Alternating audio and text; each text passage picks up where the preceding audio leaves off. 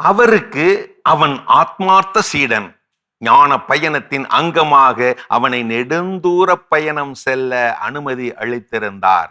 அவனும் புறப்பட தயாராகி கிளம்பிக் கொண்டிருந்த வேளையில் குருவிடம் வந்தான். கால்களில் விழுந்தான். ஆசீர் பெற்று நின்றான். குருவே, பயண பாதை முழுக்க தங்களது நினைவாக கொண்டு செல்ல ஏதாவது கொடுத்தனுப்புங்கள். கேட்டுக்கொண்ட அந்த நொடியில் கன்னத்தில் பலாரென அறிந்து விட்டார் குரு. கன்னத்தை தடவியபடியே அதிர்ச்சி முகம் காட்டி திகைத்து நின்று விட்டான் பயணப்பட்ட சீடன். என்ன தவறு செய்தோம்? புறப்படும் நேரத்தில் இப்படி குருவிடம் அடிபர நேர்ந்து விட்டதே. குருவுக்கு எதிராக நான் எதுவும் பேசியதே இல்லையே. விருப்பத்திற்கு மாறாக எந்த செயலையும் நான் இதுவரை செய்ததில்லையே. கிளம்பும் போது இப்படி அடி வாங்கி நிற்கின்றேனே, நான் என்ன குற்றம்தான் செய்தேன்? வீங்கிய கண்ணீர் விழிகளோடு பரிதாபமாக நின்ற சீடனிடம் சொன்னார் குரு சிரித்தபடியே, அருமை சீடனே, கலங்காதே.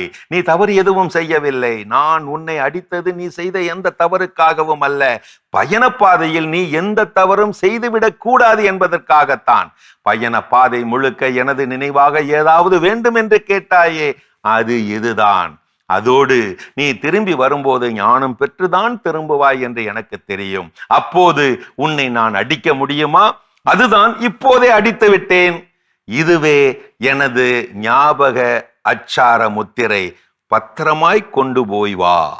ஞாபக முத்திரைகள் இப்படியும் அமையலாம். 1000 மைல் பயணம் கூட சின்னஞ்சிறு முதல் அடியிலேதான் தொடங்குகிறது. பயண பாதையில் யாரும் துணைக்கு இல்லையே என்று கலங்கி கவலைப்படாதே.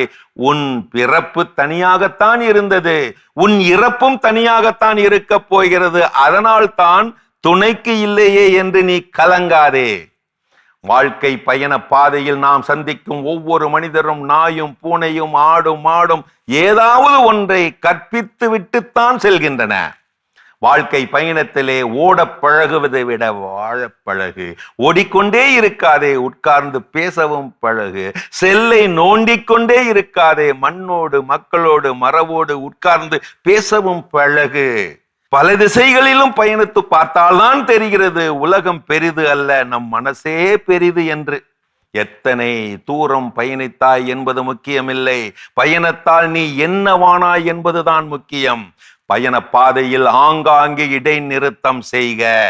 சுமைகள் அதிகம் இருந்தால் சுகம் இருக்காது. தொலைதூர பயணத்திலும் சரி, வாழ்க்கை பயணத்திலும் சரி, விடை தேடும் பயணம்தான் வாழ்க்கை. அதிலே சிலருக்கு விடை தெரியவில்லை, பலருக்கு வினாவே தெரியவில்லை. வாழ்க்கை ஒரு பயணம். நல்லதோ கெட்டதோ நகர்ந்து கொண்டே இரு. இன்பம் வந்தால் ரசித்துக் கொண்டே போ, துன்பம் வந்தால் கடந்து கொண்டே போ. உன்னுடைய தொலைதூர பயணம் இறைவனோடு இணைந்து பயணித்தால் தொலைதூரம் கூட தொலைந்து போய்விடும். நினைவிருக்கட்டும் கதைகளாயிரம் நட்பே, நீ உன்னை சுமந்து திரிந்தால் அது வாழ்க்கை பயணம். பிறர் உன்னை சுமந்தால் அது கடைசி பயணம், இறுதி பயணம். அதனால்தான் உன் உடம்பை தூக்கி சுமக்க முடியலேன்னு அழுத்துக்காத.